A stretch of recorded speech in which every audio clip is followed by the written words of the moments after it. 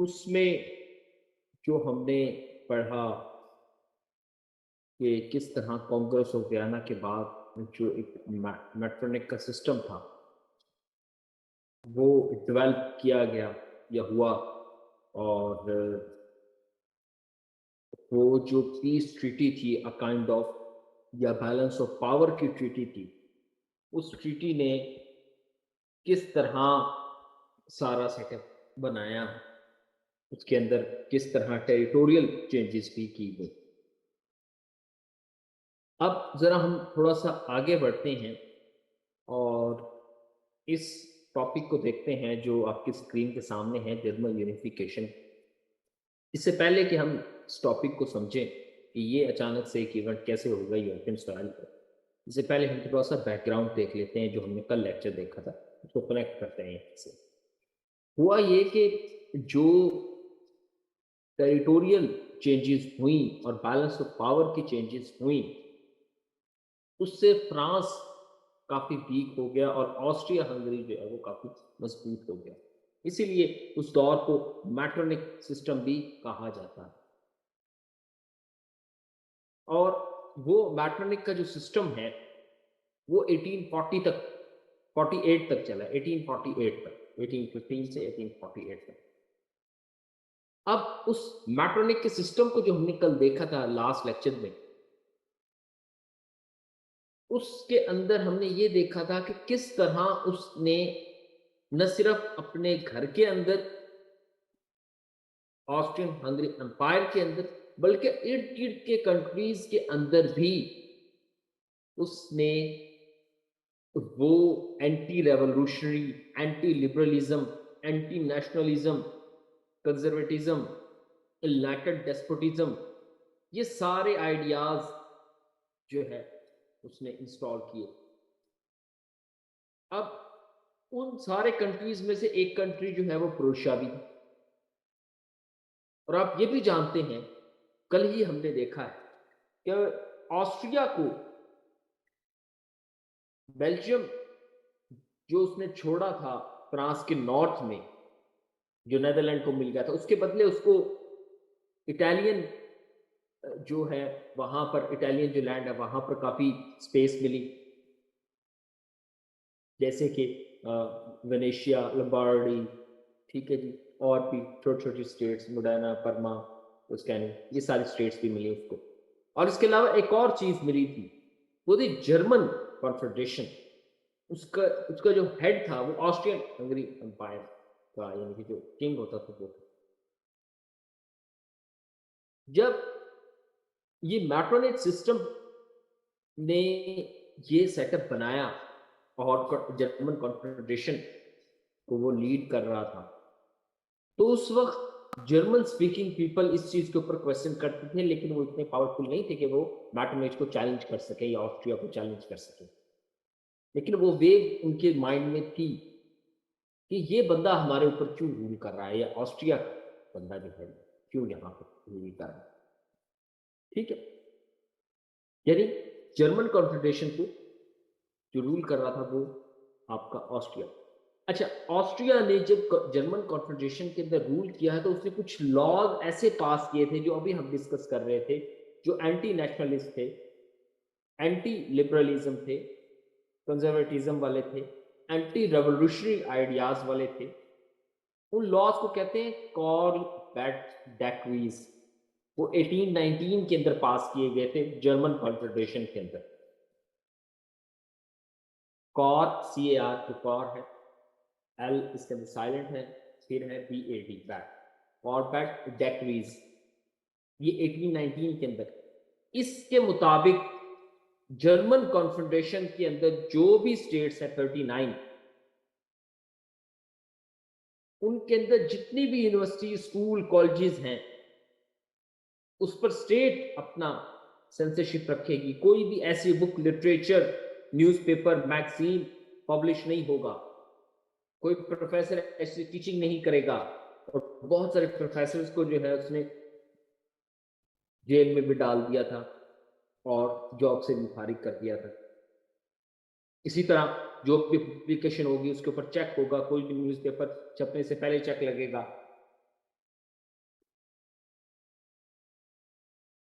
इसी तरह और भी, यानी क्या कोई एडिटर को निकाल दिया अगर न्यूज़पेपर के, तो वो फिर 5 साल तक दोबारा कोई भी जॉब नहीं कर सकता।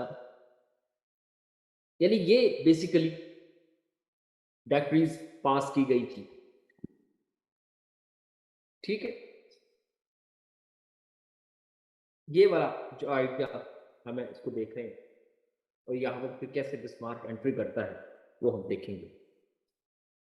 अच्छा, ये चीज आपने समझनी है कि ये जब ये इस तरह के लॉस पास हो रहे थे, तो जाहिर है ऑटोमेटिक है, ये बड़ा नेचुरल है कि जिस नेशन के ऊपर ये लॉज लग रहे हैं, तो वहां से फिर वेव की स्टार्ट होगी कि आप उसको जब सप्रेस करते हैं, मार्जिनलाइज करते हैं, तो साइडलाइन करने की कोशिश करते हैं, तब जो है उसमें नेशनलिज्म की वेव आहिस्ता आहिस्ता जो है ना जमा होती रहती है, और फिर उस मूवमेंट का इंतजार किया जाता है कि कोई पर्सन आए, उस पर्सन का नाम बिस्मार्क है, जिसने फिर आकर वो जो नेशनलिज्म की जो उनके अंदर एक ख्वाहिश थी, जर्मन यूनिफिकेशन की ख्वाहिश थी, जर्मन स्टेट्स के अंदर जो 39 स्टेट्स थी जो अंडर ऑस्ट्रिया थी, जर्मन कॉन्फेडरेशन वाली, उनको जो है वो एक्सप्लॉइट किया नेशनलिज्म की बुनियाद पर, और फिर जर्मन यूनिफिकेशन की तरफ लेकर गए।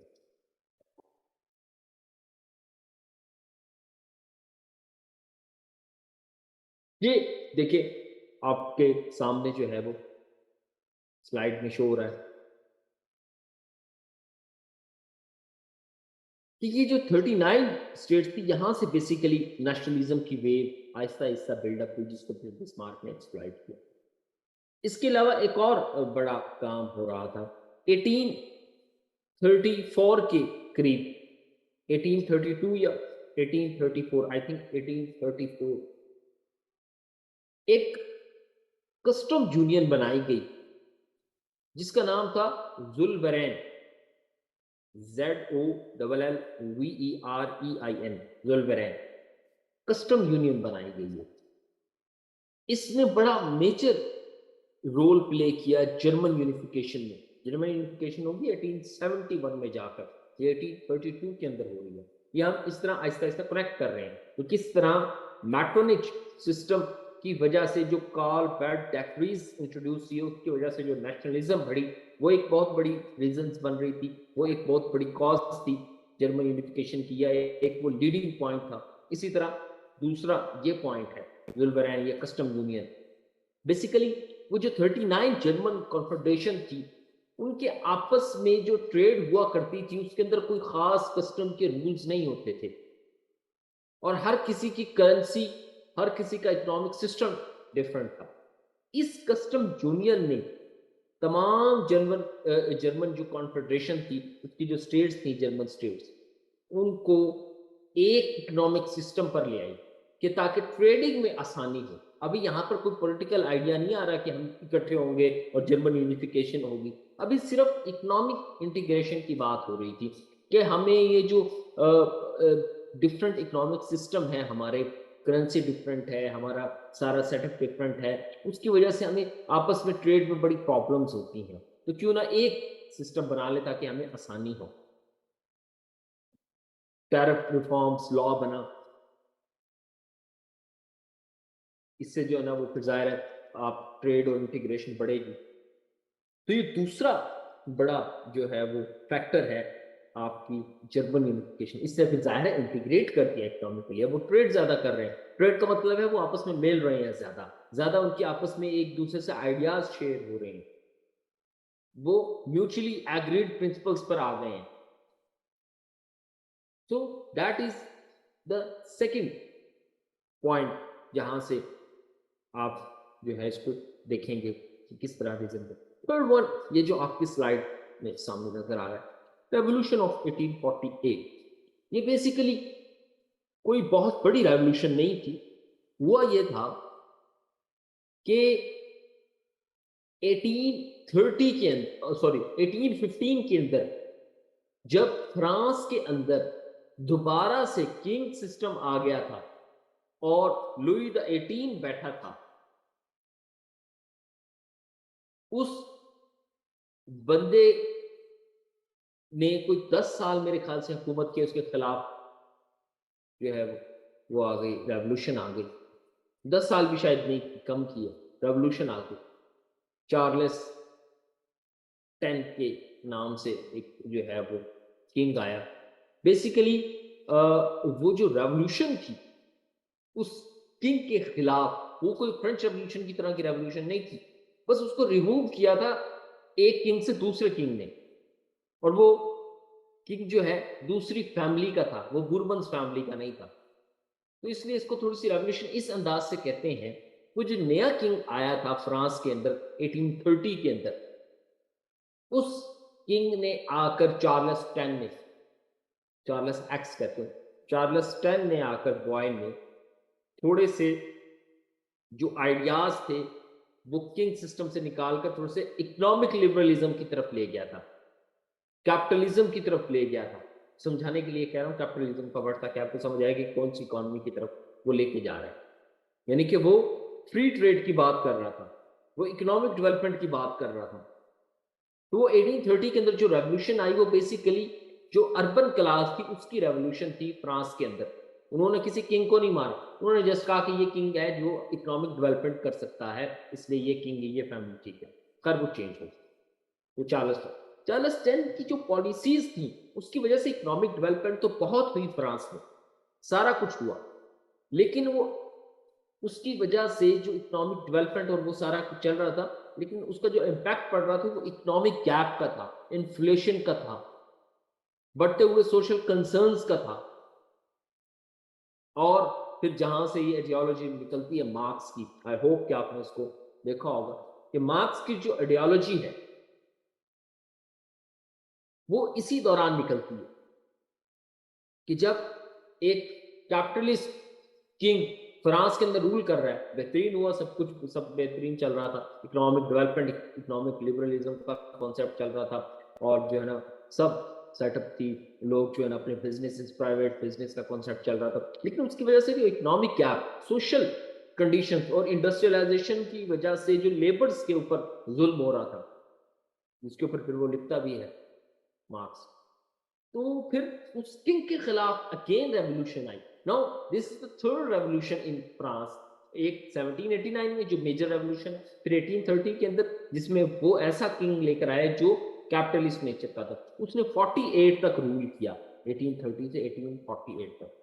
ये वो रेवोल्यूशन की बात कर रहा है, 1848 वाली रेवोल्यूशन की। तो उसके बाद जो किंग, उसके बाद जो सिस्टम बना वो बेसिकली सोशलिस्ट, क्योंकि मूवमेंट थी, जाहिर है कैपिटलिस्ट के खिलाफ सोशलिस्ट मूवमेंट थी वो, कि भाई उसकी वजह से इन्फ्लेशन और लेबर के जो लॉज हैं वो पास होने चाहिए और लेबर्स की कंडीशन बेहतर होनी चाहिए। इकोनॉमिक डेवलपमेंट तो ठीक है, लेकिन आप इसकी at the cost of labour welfare ना करें, ठीक है। तो वो जो रेवोल्यूशन बढ़ रही थी, वो रेवोल्यूशन की वेव हमें जर्मनी के अंदर भी नजर आती है। यहाँ पर जर्मन्स जो थे ना, German liberals, they also took the opportunity to revolt, ठीक है। तो ये दूसरी, तीसरी बड़ी कॉज हमें नजर आती है।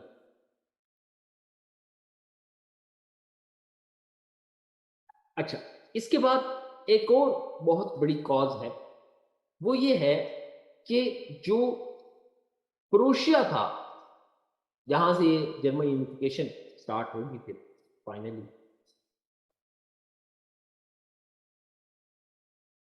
उस प्रोशिया के अंदर जो किंग था वो विलियम जो है, पहले 3 था, फिर 4 आया।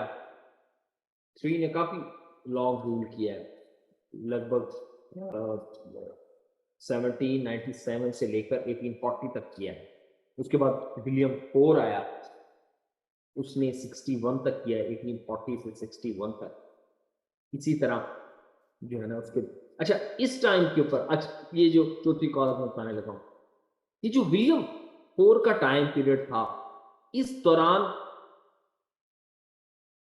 एक डिबेट स्टार्ट हुई कि हमें अपना कॉन्स्टिट्यूशन बनाना चाहिए। ताकि हम जरा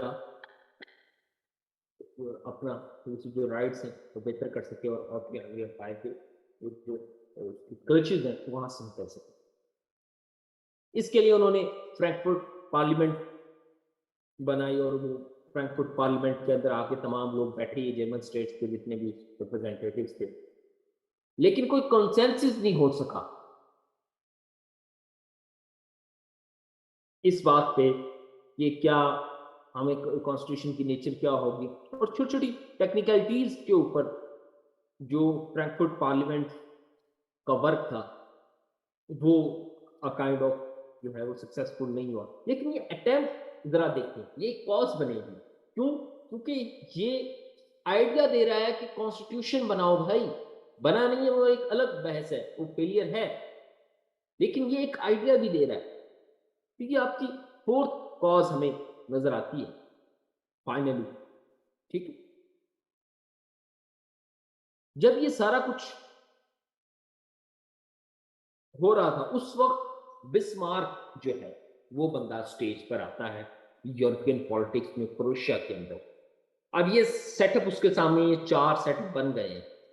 अब उसकी जरा पॉलिसी चेक करें। उसने 2 तरह की पॉलिसी को अपनाया। ये वो सारी बातें जो मैंने अभी अभी समझाई, तो ये सारी बातें।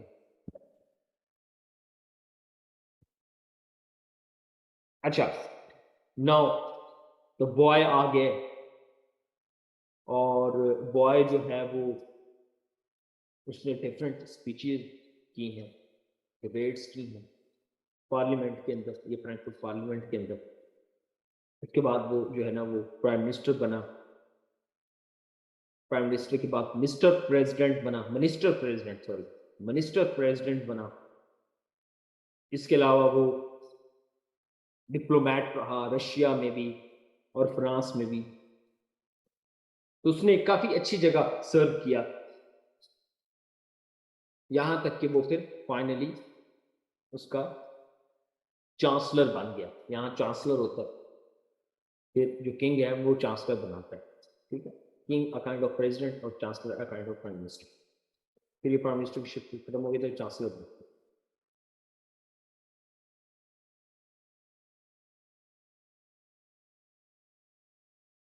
अच्छा, अब ये जो बिस्मार्क है इसकी जो एंट्री है ये बड़ी इंपॉर्टेंट है। इसने 2 पॉलिसीज, मैंने कहा कि 2 पॉलिसीज के ऊपर सारा ये काम किया। एक थी रियल पॉलिटिक्स और दूसरी थी blood and iron.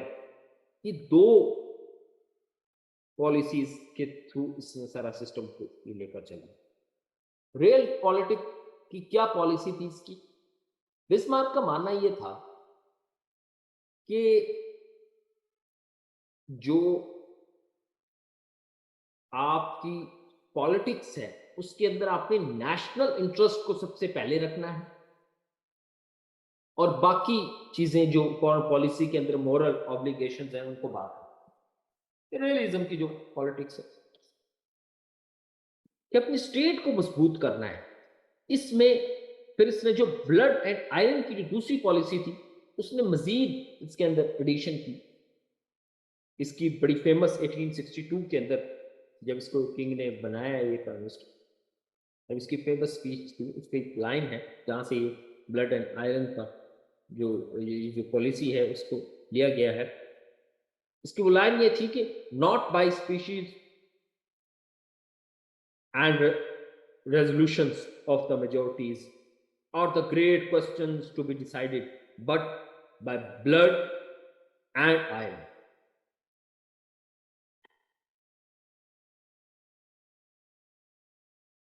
Blood and iron.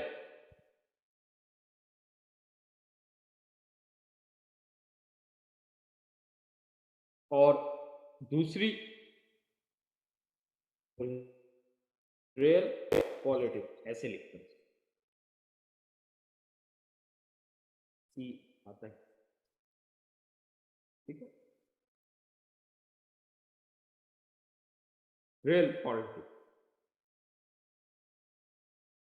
Blood and iron की पॉलिसी क्या है कि इसके अंदर उसने वॉर्स को नेसेसिटेट किया फॉर द जर्मन नेशनलिज्म, कि अगर वॉर भी लड़नी पड़े तो कोई इशू नहीं, ये बातों से काम नहीं चलेगा। अब इस पॉलिसी के तहत उसने 3 वॉर्स लड़ी है before become the full chancellor after the German unification. वो जो 3 वॉर्स हैं बेसिकली वो इन 2 पॉलिसीज का रिजल्ट है, और वो फाइनल बेसिकली ये जो 3 वॉर्स हैं, इन वॉर्स ने फाइनली फिर जर्मनी को इकट्ठा कर दिया अंडर द बिस्मार्क। ये आप देखें, real politics and blood and iron की पॉलिसी। ठीक, ये स्टेप्स वही जो मैंने अभी बताया आपको कि वही। अच्छा, अब जरा वॉर्स की तरफ जाते हैं। बिस्मार्क फर्स्ट वॉर, अब ये देखना आहिस्ता आहिस्ता किस तरह बढ़ रहा है। इसके अंदर बॉय ने क्या किया कि डेनमार्क को कुछ मिला था कांग्रेस ऑफ वियना के अंडर, कुछ 2 रीजन मिले थे जो भी बेसिकली जर्मन स्पीकिंग थे। एक था सेशल्स विक और दूसरा था हॉलस्टेन, ये आपके सामने लिखते हुए लेफ्ट साइड। ये दोनों बेसिकली जर्मन स्पीकिंग थे जो कि, और प्रोशिया के साथ भी लगते थे, जो कि डेनमार्क को मिले थे। बिस्मार्क का कहना यह था कि यार ये जर्मन स्पीकिंग है, ये आपके पास में होनी चाहिए। अच्छा, आपका एक और क्वेश्चन ये भी इस चीज में समझना है कि देखना कांग्रेस ऑफ वियना की वजह से जो टेरिटोरियल चेंजेस की गई थी उसकी वजह से ये देखना कितनी वॉर्स होती हैं। वो एक काइंड ऑफ पीस तो हमें नजर आ रहा है, लेकिन आप ये भी देखें कि उसकी वजह से फिर वॉर्स भी हो रही हैं, और ये जो है वॉर हमें उसी में नजर आती है कि डेनमार्क को ये जो 2 स्टेट्स मिली थी, पिट्सबर्ग और हॉलस्टाइन, इसकी वजह से जो जर्मन स्पीकिंग थे, तो ये बिस्मार्क ने कहा कि यार जर्मन स्पीकिंग स्टेट्स आपके पास नहीं होनी चाहिए, ये हमें दे दो। उन्होंने कहा क्या भाई क्या कर रहे हो, कैसी बातें कर रहे हो, हमारी ये तो हमें कांग्रेस ऑफ वियना के अंडर मिली थी जो हुआ था वहां पर। उन्होंने कहा यार या तो हमें ये दे दो वरना हमारे साथ जंग करो। अब डेनमार्क तो बहुत बड़ा मुल्क नहीं, इस दौरान उसने प्रोशिया ने, यानी कि जर्मनी बनेगा फ्यूचर में, उसने ऑस्ट्रिया के साथ भी हाथ मिला लिया और उसको कहा कि इसमें से एक हिस्सा आपको दे दो। क्या बात है, जबरदस्त होगी।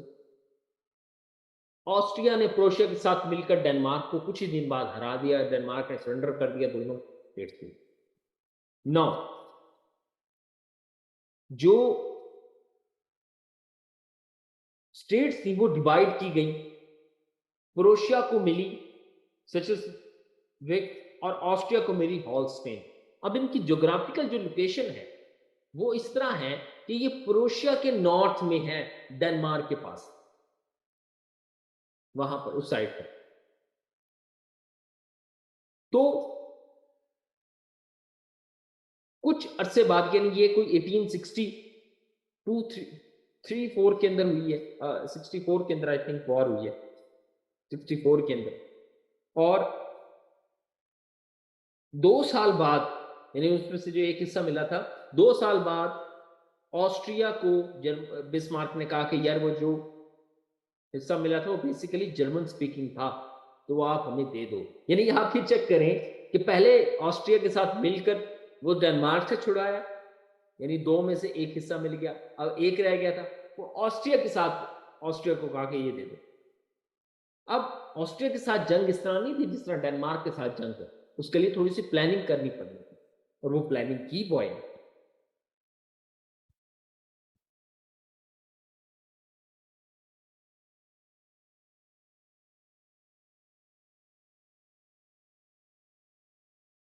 वो बेसिकली प्लानिंग क्या थी, वो भाई साहब प्लानिंग ये थी ये सेकंड वॉर की ऑस्ट्रिया के साथ, ताकि वो जमीन जो है वो मिल जाए, लैंड का जो हिस्सा है।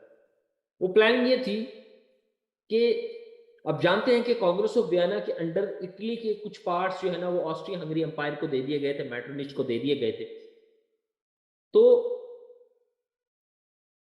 बिस्मार्क ने इटालियन जो थे उनको ये कहा कि आप एक वॉर लड़ने जा रहे हैं, उसमें आपने हमें सपोर्ट करना है अगेंस्ट द ऑस्ट्रिया। उसने कहा जरूर करेंगे भाई। बिस्मार्क ने कहा उसके बदले जो आपकी जो जमीन इनके कब्जे में है वो छुड़वा देंगे, जो वेनेशिया लंबार्डी वगैरह है। उसने कहा कमाल हो गए तो। और इसी तरह नेपोलियन ने फ्रांस को कहा कि आप न्यूट्रल रहना, और रशिया को भी कहा न्यूट्रल रहना। अच्छा, ये जो न्यूट्रलिटी वाली पॉलिसी थी, बिस्मार्क ने दोनों को परसू किया, रशिया और फ्रांस को। तो इसमें ये कोई ऐसे नहीं है कि उसको कहा जाके भाई न्यूट्रल रहना तो, और उसने कहा हाँ ठीक है, ऐसा नहीं है। अभी मैंने बताया था जब थोड़ा सा बिस्मार्क का इंट्रोडक्शन कर रहे थे कि बिस्मार्क यहाँ पर एज अ फॉरेन मिनिस्टर यानी डिप्लोमेट भी एक्ट करता रहा है रशिया और फ्रांस के अंदर। तो वहां पर उसके काफी लिंक्स थे। तो वहां पर उसने डिप्लोमेसी के थ्रू अपने जो लिंक्स थे, उस डिप्लोमेसी के थ्रू उनको समझाया कि आप जो है ना न्यूट्रल रहें। तो इस तरह उसने रशिया और फ्रांस को न्यूट्रल कर दिया। इटालियन को कहा, इटली को कहा कि आप हमें सपोर्ट करें, इटालियन किंगडम को, ठीक है जी हमें सपोर्ट करें अगेंस्ट ऑस्ट्रिया। उसने कहा ठीक है, बदले में आपको ये मिल जाएगा, आपका जो लैंड है जिसके ऊपर कब्जा है मेट्रोनिच का। उन्होंने कहा ठीक है, कोई मसला नहीं। और जब ये सारा गेम सेटअप यानी कर ली, उसके बाद अटैक किया 1866 के अंदर जो है वो बॉय ने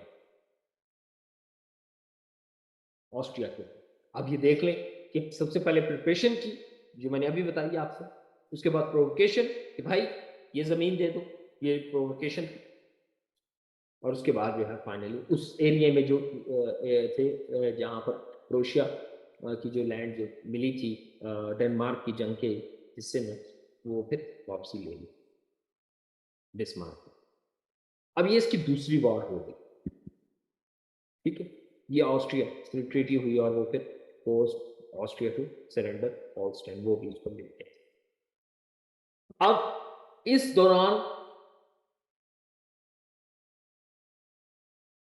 तमाम जो नॉर्दर्न जर्मन स्टेट्स थी वो ऑलमोस्ट यूनिफाइड हो चुकी थी, क्योंकि बहुत सारा हिस्सा प्रोशिया को इटसेल्फ कांग्रेस ऑफ वियना में तो मिला था ना, वो स्टेट्स भी साथ मिल गई थी। सैक्सोनी थी, वेस्टफेलिया थी, बवेरिया थी, पोलैंड का कुछ हिस्सा था, और ये फिर कुछ जर्मन स्पीकिंग लैंड थी, ये भी मिल गई। तो ये जो नॉर्दर्न स्टेट्स थी, मैप के अंदर मैं आगे दिखाऊंगा आपको, ये फाइनली यूनिफाइड हो गई।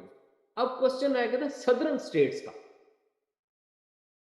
सदर्न स्टेट्स थे, उनको कन्विंस करना आसान नहीं था। उसकी वजह ये थी कि जो सदर्न स्टेट्स थी वो कैथोलिक थी, और नदर्न स्टेट्स जो थी वो प्रोटेस्टेंट थी। उनको ये लगता था कि जो प्रोटेस्टेंट्स है ना वो हमारे ऊपर हमलावर होंगे और हमें जो है ना वो अपनी आइडियोलॉजी के तहत अंडर कर लेंगे, तो इसलिए वो कोई बहुत ज्यादा राजी नहीं थे। यानी हाफ वर्क हो चुका है, अब लास्ट वर्क है, और वो लास्ट वर्क भी वॉर के थ्रू सॉल्व करेगा बिस्मार्क।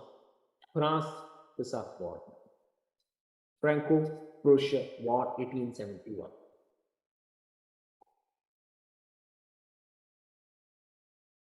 ठीक है, ये वही बात कि सदर्न स्टेट्स को यूनिफाइड करने के लिए उसने वॉर लड़ी फ्रांस के साथ, क्योंकि सदर्न स्टेट्स वहां पर लगती थी फ्रांस के साथ।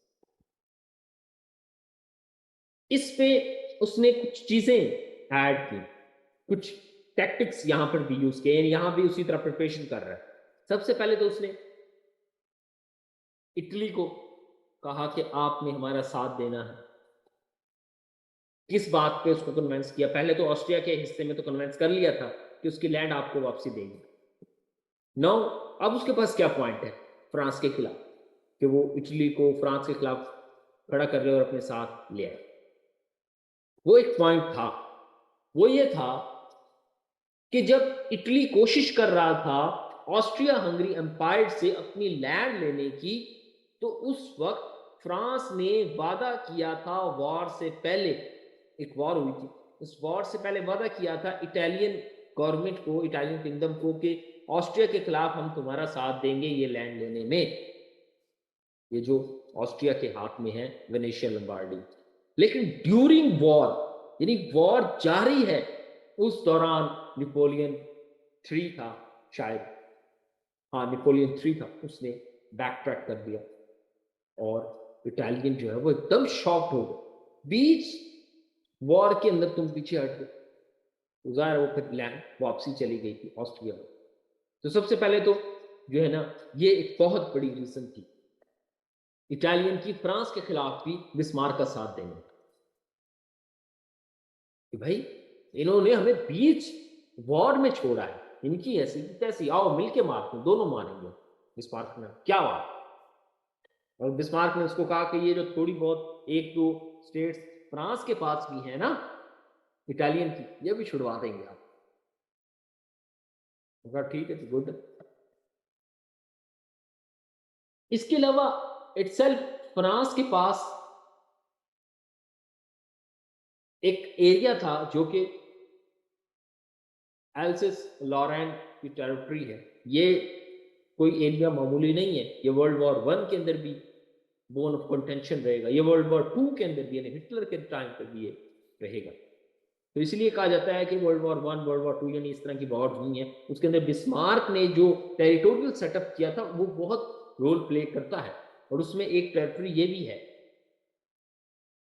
कि फ्रांस जो है वो इस स्टेट को अपना समझता था, इस एरिया को, और जो जर्मनी थी, जो जर्मन स्पीकिंग पीपल थे, जर्मन स्टेट्स थे, वो इनको उस एरिया को अपना समझता।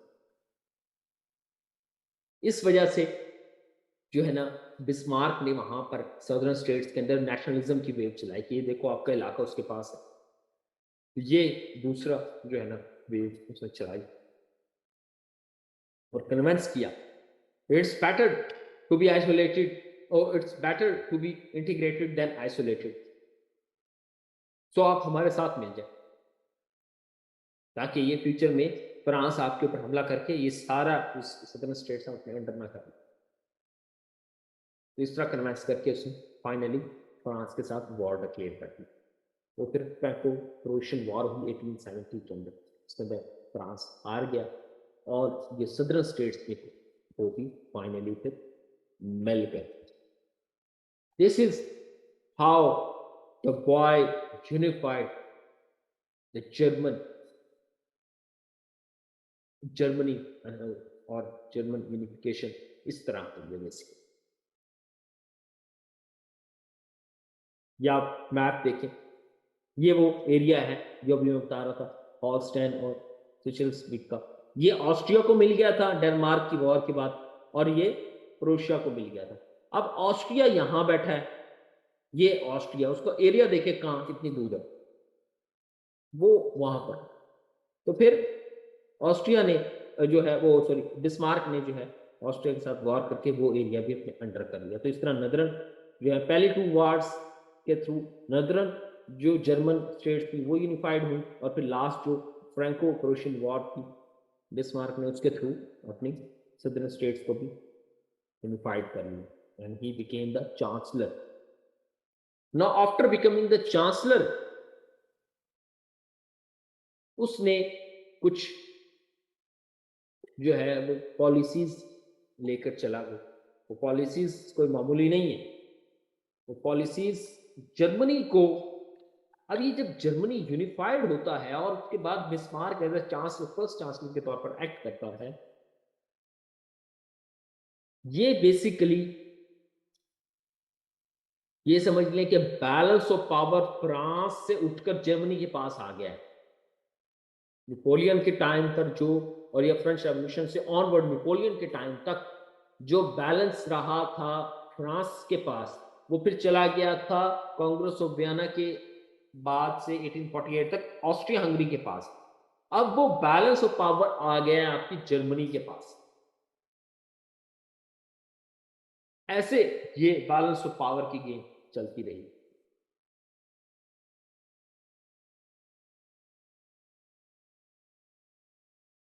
ठीक है, अच्छा अब इसकी कुछ पॉलिसीज यानी कि ये जो इसने चांसलर बनने के बाद पॉलिसीज अपनाई, और उस पॉलिसीज की वजह से फिर जाहिर है जो जर्मन आज जो जो जो वर्ल्ड वॉर वन के अंदर हमने जर्मनी देखा और उसको फिर वर्ल्ड वॉर टू के अंदर भी जर्मनी देखा, उसकी जो जेनेसिस है वो बिस्मार्क की यूनिफिकेशन के बाद की पॉलिसीज।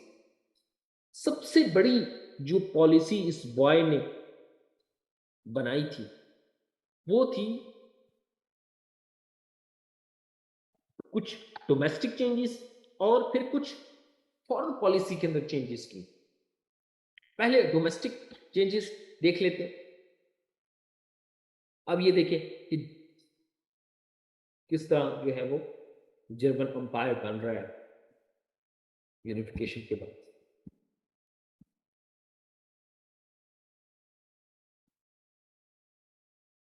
नाउ दिस इज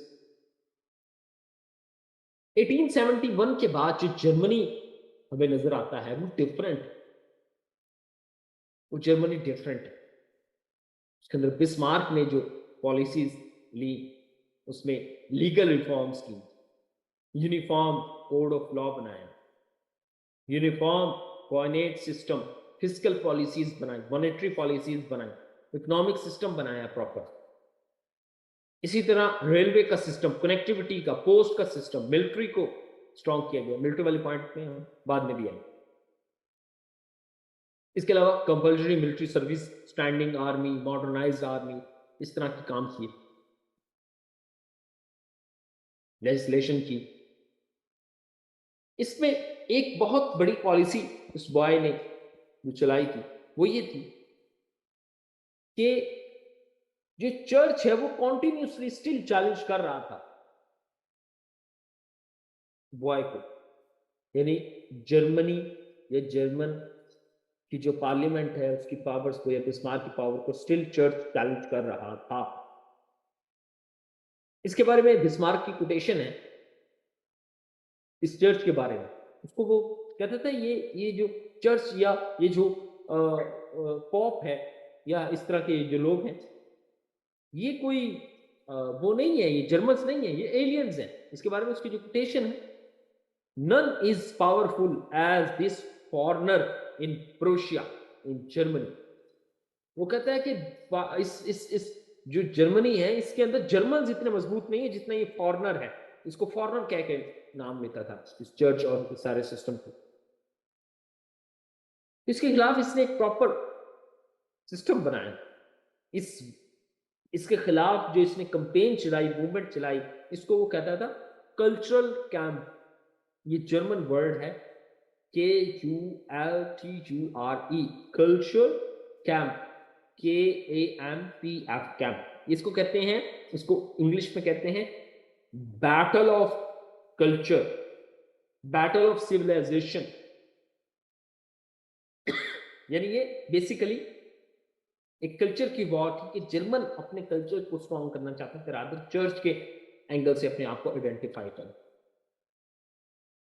इस वजह से उसने जो नेपोलियन ने डोमेस्टिक रिफॉर्म्स की थी चर्च के हवाले से, वही रिफॉर्म्स इसने किए थे।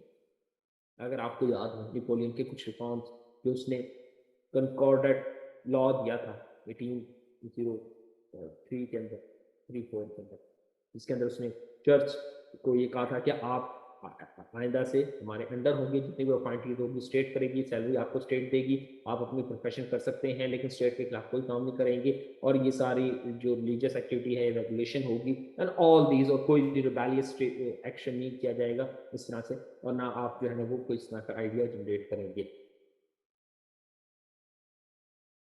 जैसे उधर रिएक्शन आया था नेपोलियन की उस पॉइंट की बात, यहाँ पे इसी तरह रिएक्शन है, लेकिन मार्क ने अपना होल्ड कायम रखा कि स्टेट को मजबूत होना चाहिए, चर्च को नहीं।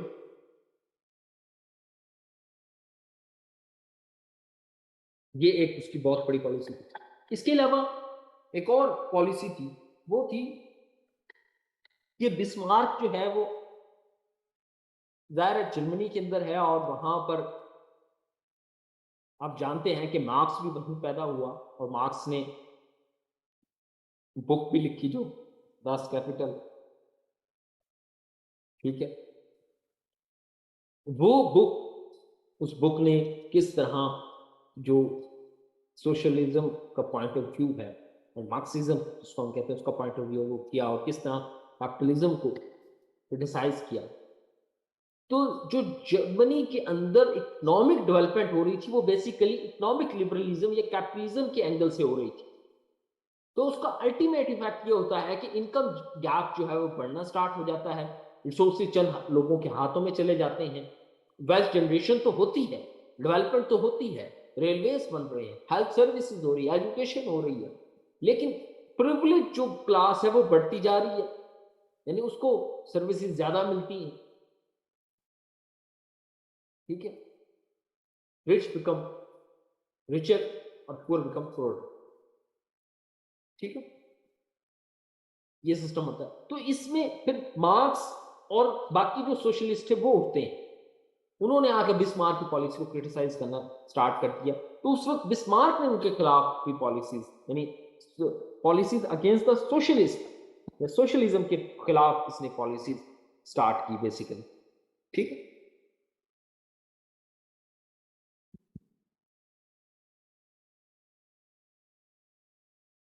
इसी तरह फिर अब जाहिर है ये टोटल निगेट तो नहीं कर सकता था सोशलिज्म को, ये इंडस्ट्रियल ग्रोथ भी और ये सारा कुछ हो रहा है, इसका बैड इम्पैक्ट भी पड़ रहे हैं। ठीक है, लेकिन ये कोई बहुत वो उसके निगेशन नहीं कर सकता था, इसलिए इसने कुछ ऐसी लेजिस्लेशन की कि सोशलिज्म के कुछ क्वार्टर जो है ना वो पीस हो जाए और वो मेरे खिलाफ ये ना करें, ताकि जो है ना वो कैपिटलिज्म वालों को भी खुश किया जा सके और सोशलिज्म वालों को भी। उसमें वो सोशल जो लेजिस्लेशन करता है 1880 के अंदर, उसमें वो बड़े मजे की हैं। उसमें उसने इंश्योरेंस दे दी लेबर्स को। अब ये कैपिटलिज्म वर्ल्ड के अंदर तो इंश्योरेंस तो नहीं है वर्क की, इस वक्त भी निकाला जा सकता है आपको। इसी तरह जो वो एक्सीडेंट की सूरत में भी इंश्योरेंस मिलेगी, सिकनेस की सूरत में भी इंश्योरेंस मिलेगी। लेबर आवर्स को डिफाइन किया, वर्किंग फॉर वुमेन और चिल्ड्रन को भी जरा रेगुलेट किया, संडे हॉलीडेज प्रॉपर और labour condition, working condition, working environment, ये सारे और जॉब सिक्योरिटी, ये चीजें जनरेट की इस सोशलिस्ट लेजिस्लेशन की। और फैक्ट्रीज की जो है ना वो सुपरविजन के ऊपर भी आ, तो इसने सोशलिस्ट के खिलाफ एक्शन तो लिया, लेकिन यानी उसके खिलाफ जितने भी ये सोशलिस्ट बुक्स होती थी, जितनी भी सेंसरशिप बहुत ज्यादा की उसने, इस वजह से वो अपना मार्क्स भी यहाँ स्टार्ट हो गया था, वो लंदन चला गया। ठीक है, लेकिन साथ साथ जो है ना इसने एक और पॉलिसी भी रखी सोशलिस्ट के साथ, पॉलिसी ऑफ प्रोटेक्शनिज्म। ये पॉलिसी क्या होती है? ये पॉलिसी जो ट्रंप ने ली थी, इस पॉलिसी के अंदर होता यह है कि आप अपनी जो स्टेट्स होती हैं, अपनी जो इकोनॉमिक इंडस्ट्रियल जो आपकी समझ लें कि यूनिट्स हैं, उनको ग्रो करने के लिए आप बॉर्डर यानी सॉरी इंपोर्ट के ऊपर रिस्ट्रिक्शन लगा देते हैं। मिसाल के तौर पर आपकी कंट्री के अंदर एक फैक्ट्री है, उन फैक्ट्री के अंदर जो है ना वो वाटर बोतल बन गई, वाटर बोतल एक बाहर से भी इंपोर्ट होके आती है। अच्छा, वो बाहर से जो इंपोर्ट होके आती है ना, वो 25 रुपीज की मिल रही है, और जो आपके घर में बन रही है वो 30 रुपीज की या 40 रुपीज की मिल रही है आपको। यानी वो बाहर वाली इतनी सस्ती आ रही है क्योंकि वो बल्क में प्रोड्यूस होती है और वो सारा सब। तो जो प्रोटेक्शनिज्म की पॉलिसी है उसके अंदर होता यह है कि स्टेट जो है वो अपना बॉर्डर्स को against all these import protect कर लेती हैं अगेंस्ट द फॉरेन जो है इंपोर्ट, ताकि हम अपने घर की इकोनॉमी को बेहतर कर सकें, घर की इकोनॉमी को नहीं, घर की इंडस्ट्रीज को बेहतर कर सकें। इससे इकोनॉमी में तो जो भी नुकसान होता है, लेकिन इंडस्ट्रीज, घर की इंडस्ट्रीज बूम अप कर जाती है बस। ये जो ट्रंप ने किया था against the Chinese industries, Chinese import. ठीक है, ये काम बॉय ने किया। ठीक है, ये मैंने बताया अभी आपको, तकलीफ शो हो रहा है।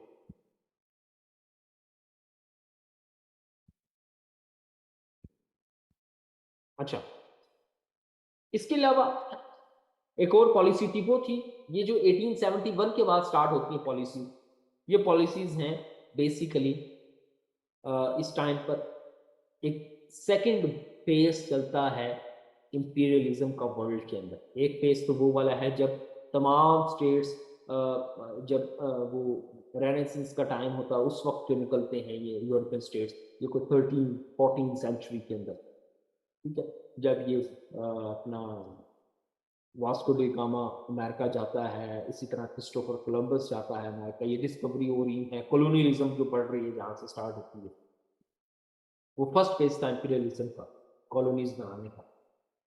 सेकेंड फेज ये है 1871 से, जब जर्मनी ये स्टार्ट करता, फिर बाकी स्टेट्स दोबारा से स्टार्ट करती हैं, जिसके अंदर ये फिर अफ्रीका के अंदर कॉलोनाइजेशन स्टार्ट करते हैं। इसको कहते हैं स्क्रैम्बल ऑफ अफ्रीका। 1871 की इंपीरियलिज्म की इन्होंने डिवाइड कर दिया था अफ्रीका को खुद ही बैठ कर, बिस्मार्क ने, और इसी तरह ऑस्ट्रिया ने, इसी तरह फ्रांस ने, इटालियन ने और अपने ब्रिटिश ने मिलकर डिवाइड कर दिया था कि ये मैप है अफ्रीकन कॉन्टिनेंट का, और इसको सेंट्रल अफ्रीका जो है वो मेरे पास होगा, सदर्न अफ्रीका इसके पास होगा, ईस्टर्न अफ्रीका इसके पास होगा, नदर्न अफ्रीका फ्रांस के पास होगा, ठीक है। ये इस तरह डिवाइड किया हुआ। तो ये पॉलिसी बिस्मार्क ने की, और इस पॉलिसी से बेसिकली जो वो हो रहा था, सेटअप डेवलप हो रहा था, वो सेटअप ये था कि इंपीरियलिज्म की वेव से आपकी नेशनलिज्म भी बढ़ती है, मिलिट्री पावर भी बढ़ती है, और फिर आप मोर प्रोन टूवर्ड्स वॉर की तरफ, यानी उस पावर को यूज तो करना है ना कहीं, मिलिट्री पावर को, तो आप मोर लाइकली टूवर्ड्स वॉर, और ये फिर वर्ल्ड वॉर का नतीजा है, इसी का नतीजा है ये इंपीरियलिज्म, क्योंकि वो एक्सेसिव पावर हो गई थी इस कॉलोनाइजेशन की वजह से, इस इंपीरियलिज्म की वजह से एक्सेसिव एक्सट्रैक्शन की गई थी अफ्रीकन कॉन्टिनेंट के अंदर रिसोर्सेज की, और अपनी मिलिट्री पावर को, इकोनॉमिक पावर को बहुत ज्यादा इंक्रीज किया गया, ठीक है। तो ये चीज आपने देखनी है इस पर।